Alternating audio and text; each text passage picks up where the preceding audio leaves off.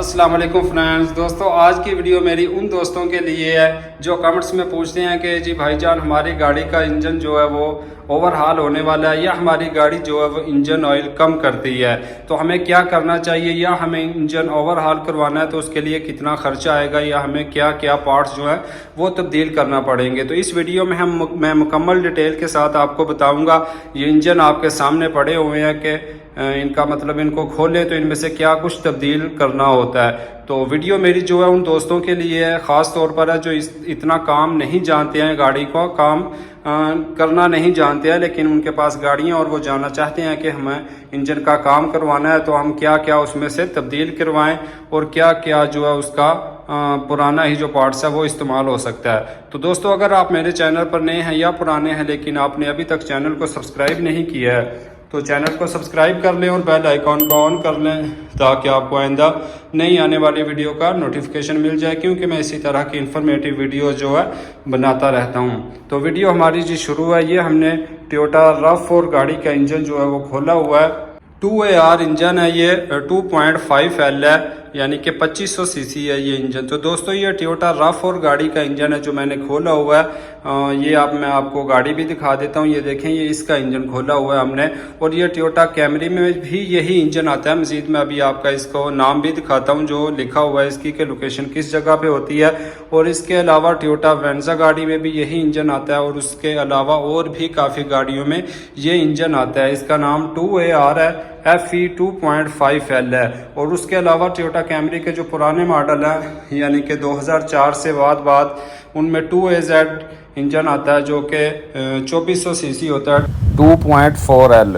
वो भी इंजन मेरे पास खुला हुआ पड़ा हुआ है, वो भी मैं आपको दिखा दूंगा। लेकिन इस वीडियो में हम इसका ये जो 2AR इंजन है इसके बारे में बात करेंगे। इसका मैं आपको बताऊंगा कि ये इंजन जब हम खोल लें तो सबसे पहले जी इसमें ये इसका शॉर्ट ब्लॉक होता है। ये आपके सामने है बिल्कुल, ये इसका शॉर्ट ब्लॉक है। तो ये देखें जी, इंजन का ये मसला क्या था वो मैं आपको बता दूं कि ये जो इंजन था ना 2000 किलोमीटर पर तकरीबन ½ लीटर इंजन ऑयल जो है ये कम कर रहा था, यानी कि कम से कम इंजन ऑयल जो है वो 5000 किलोमीटर के बाद तब्दील कर देना चाहिए।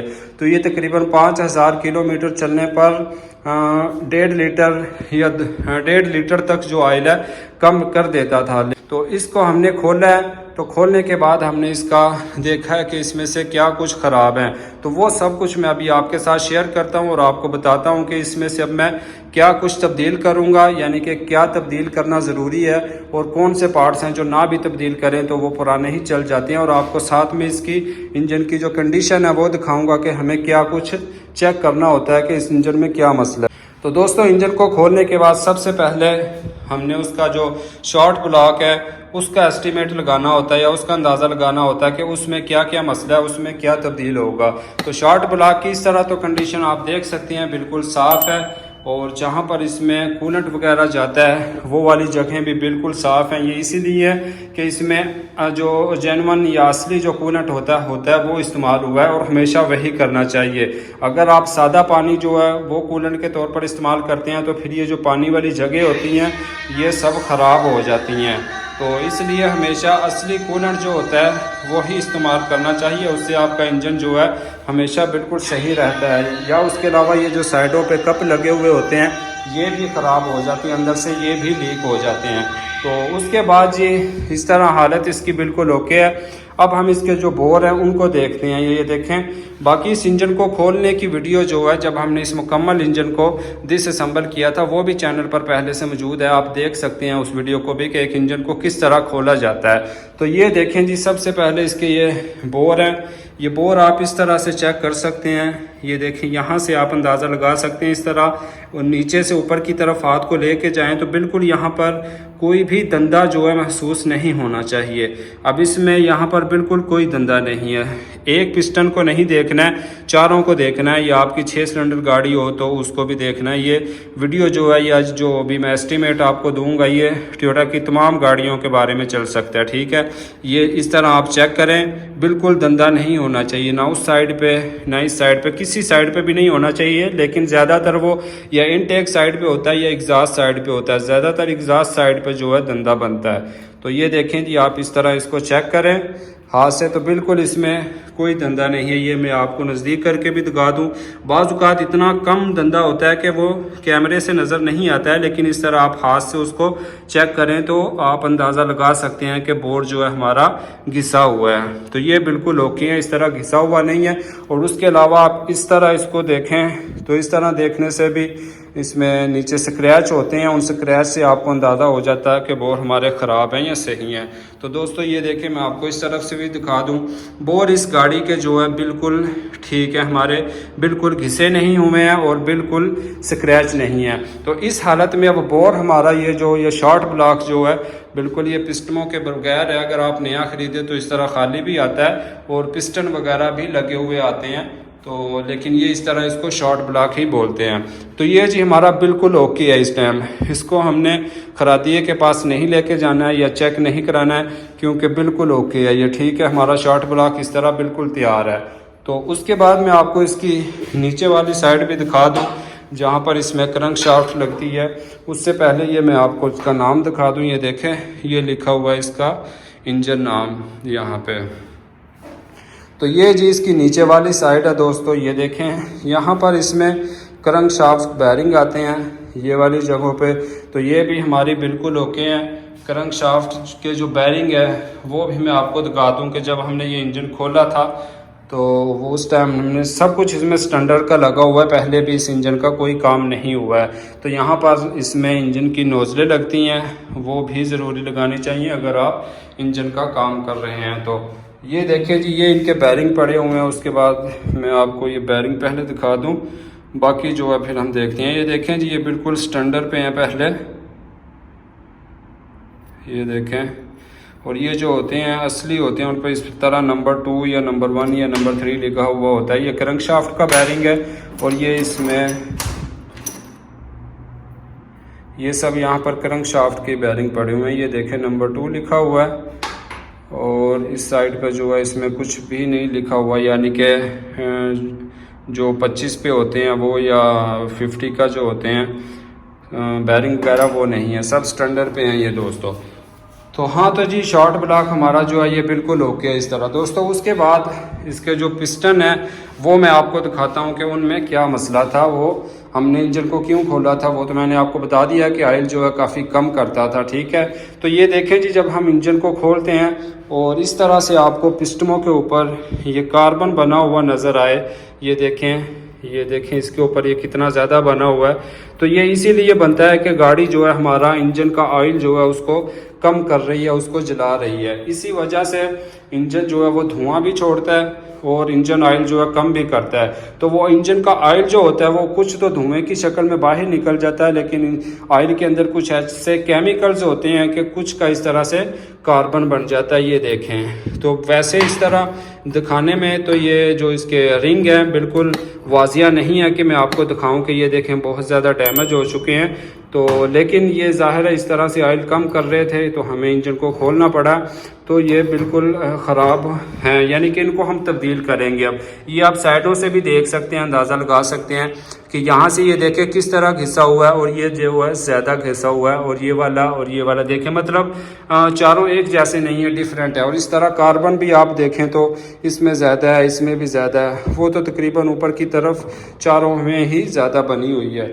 तो जब आपका शॉर्ट ब्लॉक जो है वो सही हो तो फिर आपको शॉर्ट ब्लॉक को सही रखने के लिए, क्योंकि इसके बोर्ड जो है नहीं बैठे हुए, तो वो इसीलिए नहीं बैठे हैं कि इनके जो ये पिस्टन वगैरह वो ख़राब हुए हैं। तो ख़राब होने के बाद हमने या कस्टमर ने गाड़ी को ज़्यादा चलाया नहीं है, उसने कहा कि गाड़ी इंजन ऑयल जो है कुछ कम कर रही है तो मैं अभी से इसका काम करवाऊँ। ये भी बहुत अच्छी बात होती है, अगर आप जल्दी से काम करवा लें तो अच्छा होता है, बाद में और बहुत ज़्यादा नुकसान होता है। फिर बाद में बोर भी ख़राब हो जाने थे तो काम जो है और ज़्यादा डबल हो जाना था। अब जी ये पिस्टन वगैरह जो हैं इसके पिस्टन और रिंग जो हैं ये तो बिल्कुल तब्दील करने हैं हमने। ये पहले जो हैं ये भी स्टैंडर्ड पे हैं और जो हम नए लगाएंगे वो भी स्टैंडर्ड पे ही लगाएंगे, क्योंकि बोर हमारा बिल्कुल ओके है तो इसलिए ज़ाहिर है अब हम इसमें सब कुछ जो है स्टैंडर्ड पे ही लगाएंगे। अगर बोर ख़राब हो तो फिर आपको बोर भी करवाना होता है तो उसका ख़र्चा जो है फिर वो ज़्यादा अलहदा से हो जाता है, वो खरादिए को कुछ अलहदा पैसे जो है देने होते हैं। तो यहाँ से जब सबसे पहले इसमें इसके पिस्टन और रिंग जो हैं वो नए डलेंगे, ठीक है। उसके बाद आ जाते हैं इसमें कनेक्टिंग राड वगैरह। ये देखें तो कनेक्टिंग राड हमारे बिल्कुल ओके हैं। कनेक्टिंग राड जो हैं वो उस टाइम ख़राब होते हैं जब क्रैंक शाफ्ट के या कनेक्टिंग राड के जो बैरिंग होते हैं जब वो ख़राब हों। जब वो ख़राब हो जाएं तो उस टाइम जो है फिर कनेक्टिंग राड बैरिंग जो हैं वो भी ख़राब हो जाते हैं। तो वो हमारे जी ये देखें पहले भी बिल्कुल सही थे तो इसलिए हमारे कनेक्टिंग राड वगैरह जो हैं वो भी बिल्कुल सही हैं। वैसे तो ये बैरिंग जो हैं ये भी सही हैं, डैमेज नहीं हुए हैं, लेकिन जब आप एक इंजन को खोल लेते हैं तो फिर इनको भी तब्दील करना चाहिए। अब इसमें ये पिस्टन और रिंग हो चुके हैं, इनको तब्दील करेंगे हम और उसके साथ इसके बैरिंग जो हैं कनेक्टिंग राड बैरिंग और क्रैंक शाफ्ट के बैरिंग इनको तब्दील करेंगे। उसके बाद जी हम चलते हैं और ये कनेक्टिंग राड जो है हमारे बिल्कुल सही हैं और इसकी ये कनेक्टिंग राड की पिन होती है ये भी जो है काफ़ी हद तक ख़राब हो जाती है। जब आप पिस्टन वगैरह नए डालें तो इस पिन को भी तब्दील कर देना चाहिए। इस पिन की भी आवाज़ जो है कुछ अलहदा होती है। अगर इंजन का बोर धुआं ना भी छोड़े या पिस्टन सही भी हो, ये पिन जो है लूज़ हो तो ये भी आवाज़ करती है, ठीक है जी। उसके बाद मैं इसकी आपको क्रैंक शाफ्ट जो है वो दिखाता हूँ। अब क्रैंक शाफ्ट ये देखें हमारी बिल्कुल सही है, ये भी बिल्कुल ओके है। क्यों अगर बैरिंग जो है वो सही हो तो आप अंदाज़ा लगा सकते हैं कि क्रैंक शाफ्ट जो है वो भी सही होगी। तो इसको भी जी देखने का तरीका यही है, आप हाथ से ये देखें इस तरह से देख सकते हैं। जब बैरिंग डैमेज ना हो तो क्रैंक शाफ्ट भी डैमेज नहीं होती है। इस तरह देखें तो बिल्कुल कहीं से भी कोई धंधा नहीं बना हुआ है इसमें, ना क्रैंक शाफ्ट के जो बैरिंग होती हैं उस जगह पे और जहाँ पर कनेक्टिंग राड जो लगते हैं उस जगह पर भी बिल्कुल ओके है हमारी ये भी दोस्तों, ठीक है। उसके बाद जी इसका क्रैंक शाफ्ट के बाद इसमें ये हमारा इस तरह से अगर हम इंजन को जोड़ें तो ये पिस्टन वगैरह कनेक्टिंग राड वगैरह और ये क्रैंक शाफ्ट लगाने से जो शार्ट ब्लॉक है वो मुकम्मल हो जाता है। और ये इसमें थ्रस्ट वाशलें आती हैं दो, एक ये है और एक ये है, ये भी बहुत ज़्यादा कम ख़राब होती हैं तो ये भी हम पुरानी ही लगा सकते हैं, इनको भी तब्दील करने का कोई मसला नहीं है। तो ये हमारा शॉर्ट ब्लॉक मुकम्मल हो चुका है। उसके बाद जी इसमें नीचे वाली साइड पे ये बैलेंस शाफ्ट आती है। ये टोयोटा कैमरी का पुराना इंजन हो 2400 सीसी जो होता है या ये वाला हो 2500 सीसी 2.5L दोनों में होती है, लेकिन दोनों की मुख्तलिफ होती है।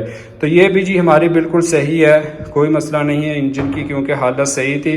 लेकिन अगर आपका इंजन ज़्यादा डैमेज हो तो फिर इसको ये बोल्ट्स लगे हुए होते हैं, आप खोल कर तो अंदर से इसको जो हालत है वो देख सकते हैं। अगर इसके बैरिंग अंदर होते हैं वो तब्दील कर रहे हो तो आप बैरिंग तब्दील कर रहे हैं, अगर शाफ्टें ख़राब हों तो फिर आप शाफ्टें तब्दील करें। ये पूरा इसी तरह कंप्लीट ही नया आता है। तो ये वैसे इस तरह घूमने में बिल्कुल ओके है, ठीक है जी।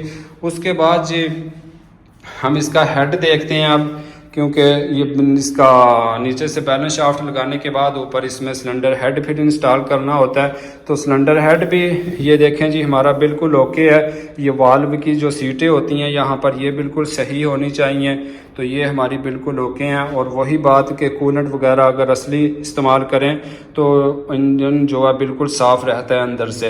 ये देखें बिल्कुल ओके है हर तरफ से। अगर आप कूलेंट जो है वो सादा पानी इस्तेमाल करें तो फिर यहाँ से ये जो इसकी पानी गुजरने की जगह हैं ये सारी डैमेज हो जाती हैं। तो उस हालत में बाज़ औक़ात मुकम्मल इंजन भी तब्दील करना पड़ जाता है और हेड वगैरह भी तब्दील करने पड़ जाते हैं। तो जी उसके अलावा इस साइड से तो ये बिल्कुल ओके है। वाल्व इसके जो है वो ख़राब इसीलिए थे, ये पिस्टनों पे जो कार्बन जमी हुई है ये इसी तरह यहाँ पे वाल्व मैं आपको दिखाऊं, ये देखें इनके ऊपर भी जमी हुई थी, लेकिन इनको अब हमने साफ़ किया। लेकिन फिर भी ये देख सकते हैं आप अभी तक भी ये यहाँ पर मौजूद है। तो ज़्यादा इसका मसला यही था। यहाँ पर इसमें इसकी वाल्व की जो सीलें आती हैं वो सीलें भी दोस्तों जो है काफ़ी हार्ड हो चुकी हैं। ये देखें ये वाली सीलें जो हैं ये ज़्यादा ख़राब थी। इसीलिए इस वजह से वाल्व की अंदर वाली जो साइड होती है, ये वाली साइड, ये देखें यहाँ पर भी इसमें कार्बन जमी हुई है। जब ये सीलें ज़्यादा ख़राब हों तो वाल्व के अंदर जो है कार्बन ज़्यादा बनती है, और अगर नीचे से इसके रिंग ख़राब हों तो फिर जो वाल्व की ये वाली जगह होती है इस साइड पे कार्बन ज़्यादा बनती है और पिस्टनों के ऊपर भी ज़्यादा बनती है। तो इसकी जी ये सीलें जो है ये भी हार्ड हो चुकी थी, इसलिए भी ये गाड़ी धुआं छोड़ती थी। तो इसका जो शार्ट ब्लॉक है उसको तैयार करने के बाद इसकी मुकम्मल हेड गैस्केट जो होती है वो तब्दील करनी चाहिए। मुकम्मल हेड गैस्केट आप लें तो उसमें तमाम जो गैस्केटें होती हैं, ये इसकी हेड की गैस्केट है। तो इसके अलावा इसमें बाकी भी जो गैस्केट होती हैं छोटी छोटी, कुछ वाल्व कवर में आती हैं, कुछ टाइमिंग का जो कवर होता है उसमें आती हैं, तो ये सब भी साथ तब्दील हो जानी चाहिए। मुकम्मल गैस्केट लें तो फिर ये मुकम्मल ही आ जाती हैं साथ में। तो जी उसके साथ साथ ये वाल्व की जो सीलें होंगी ये भी बिल्कुल ज़रूरी है, ये भी तब्दील करनी चाहिए। ये भी हमारी यहाँ पर इस तरह से बिल्कुल तब्दील हो जाएंगी। तो इस तरह से शॉर्ट ब्लॉक के ऊपर यानी कि जो गैस्केट किट है वो मुकम्मल लेनी है, और पिस्टन हो चुकी हैं और बैरिंग हो चुके हैं। उसके बाद जी इसमें आ जाता है इसका जो वाल्व वगैरह वो आ जाते हैं। तो वाल्व की भी आप कंडीशन देख सकते हैं, ये बिल्कुल इंजन जो स्टार्ट था ज़ाहिर है पहले तो सही स्टार्ट था, मिसिंग भी नहीं थी। अगर आपकी गाड़ी मिसिंग करती हो और आपको ना पता चला हो तो इसके वाल्व की ये सीटें भी ख़राब हों तो भी गाड़ी जो है मिसिंग करती है। इनको लगा कर भी इनकी लीकिंग चेक कर लेनी चाहिए, तो अगर ये लीक ना हो तो बिल्कुल ओके हैं। उसके बाद इसमें ये स्प्रिंग वगैरह आते हैं, ये बिल्कुल ओके हैं, कोई मसला नहीं होता है इनका। और उसके बाद ये इसमें रॉकर आर्म वगैरह आते हैं, ये भी बाज़-औक़ात ख़राब हो जाते हैं। इनको आप इस तरह दबा कर जो है चेक कर सकते हैं। अगर तो ये आसानी से इन और आउट होता है तो ये ख़राब हो चुका है और ये बाद में टिक टिक की आवाज़ करता है, लेकिन ये जो है बिल्कुल ओके हैं।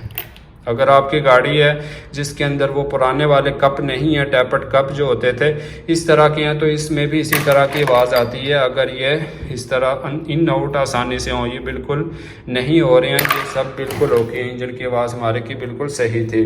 उसके बाद इसमें आ जाता है टाइमिंग चैन कवर आ जाता है, और उसके अलावा इसमें इसके ये आ जाती हैं टाइमिंग चैन कवर के स्लीपर आ जाते हैं। तो ये जो है ज़्यादातर तब्दील कर देने चाहिए। ये आपको मैं दिखाऊं, ये कुछ प्लास्टिक की सी चीज़ होती है, तो ये जो है यानी कि वक्त के साथ साथ एक्सपायर भी हो जाते हैं और वैसे भी रगड़ के साथ इनका कम भी हो जाते हैं, ये घिस भी जाते हैं, तो इनको भी तब्दील करना चाहिए। अब इसके जो ये स्लीपर है हम इनको भी तब्दील करेंगे, और टाइमिंग चैन कवर भी अगर आपकी गाड़ी 1 लाख से ऊपर चल चुकी है या 2 लाख पे भी पहुंच चुकी है तो इसको भी तब्दील कर देना चाहिए, क्योंकि ये भी घिसने वाली चीज़ है। ये जिस तरह चलता है घिसता है तो उसके साथ ये बड़ा हो जाता है, साइज़ इसका बढ़ जाता है। उसके बाद जो इसका टाइमिंग चैन टेंशनर है तो ये भी अंदर की तरफ आता है, इसको भी तब्दील कर देना चाहिए, क्योंकि ये भी वक्त के साथ साथ ख़राब हो जाता है। टोयोटा करोला में तो इसका इतना फॉल्ट है कि ये बिल्कुल बहुत ज़्यादा जो है ख़राब होता है यहाँ से, और बाद में इंजन आवाज़ करने लग जाता है। चैनल पे पहले से वीडियो पड़ी हुई है बहुत ज़्यादा, अगर ये ख़राब हो तो इंजन किस तरह की आवाज़ करता है। तो अब जी हम इसको भी तब्दील करेंगे। और उसके बाद ये इसमें ऊपर की तरफ एक स्लीपर आता है छोटा सा, ये देखें आपको स्क्रैच इसमें अंदर की तरफ ये नज़र आ रहे होंगे, यहाँ पर ये देखें ये यहाँ पे घिसा हुआ है, इसको इस तरह से बराबर होना चाहिए, तो इनको भी तब्दील कर देना चाहिए। इस तरह जी हमारे टाइमिंग चैन की जो टाइमिंग वगैरह वो भी इंस्टॉल हो चुकी है। और उसके साथ साथ इसमें दोस्तों केम शाफ्टें आती हैं, तो केम शाफ्टें जो हैं अगर वो देखने में बिल्कुल सही हो तो उनका कोई मसला नहीं होता, वो सही ही होती हैं।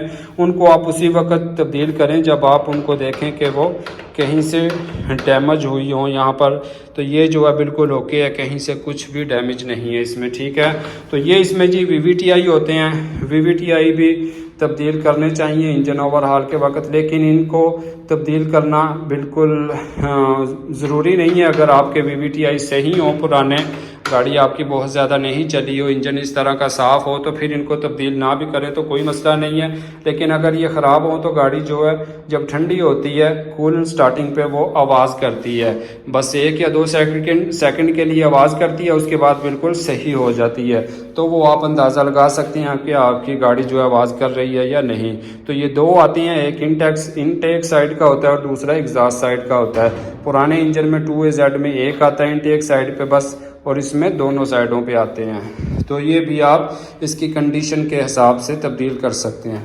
उसके बाद इसमें टाइमिंग चैन कवर आता है। तो टाइमिंग चैन कवर का दोस्तों इसमें ऑयल पंप है वो आता है इसके साथ। ये देखें यहाँ पर इसका ऑयल पंप लगा हुआ है। हालांकि पुराने मॉडल जो गाड़ियाँ हैं उनमें ऑयल पंप जो है वो अलहदा से आता है, तो इस गाड़ी में ये ऑयल पंप जो है इसके चैन कवर के साथ आता है। तो ऑयल पंप को अगर आप तब्दील करना चाहें, मैं इसका ऑयल पंप जो है इसको तब्दील नहीं करूँगा क्योंकि इंजन हमारा साफ़ है और गाड़ी बिल्कुल सही चलती थी, गाड़ी में कोई मसला नहीं था। तो मैं इसका पुराना ही इंजन ऑयल इंस्टॉल करूँगा।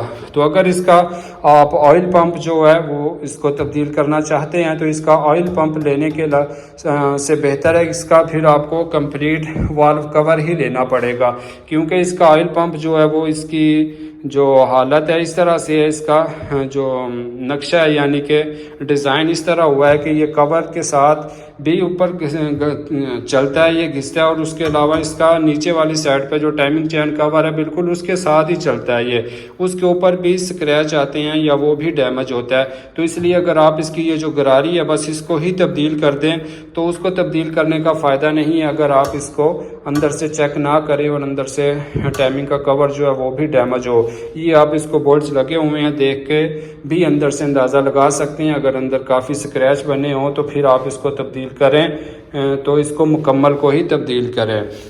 ये जी इस तरह से हमारी टाइमिंग चैन का कवर का भी मसला हल हो गया। उसके बाद इसमें नीचे की तरफ दोस्तों ये इसके ऑयल पैन आते हैं। तो ऑयल पैन जो है इनमें ज़्यादातर कोई मसला नहीं होता है, ये बिल्कुल ओके हैं, बिल्कुल तैयार है हमारे को। इसमें ये जब आप इसके बैलेंस शाफ्टें वगैरह लगाते हैं तो ये इसमें लॉक होते हैं, इनका ख्याल रखना चाहिए जो कि सेंटर करते हैं। और ये इसके बाद नीचे इसका ऑयल पैन आएगा, ये भी हमारा बिल्कुल सही है, ये ज़्यादातर नीचे से डैमेज हो जाता है तो इसको देख लेना चाहिए कि नीचे से टेढ़ा तो नहीं हुआ है और इसको सीधा कर लेना चाहिए। और ये इसका ऑयल स्ट्रेनर है, ये भी इसकी जाली अंदर से देख लेनी चाहिए, बिल्कुल इसमें कचरा नहीं होना चाहिए।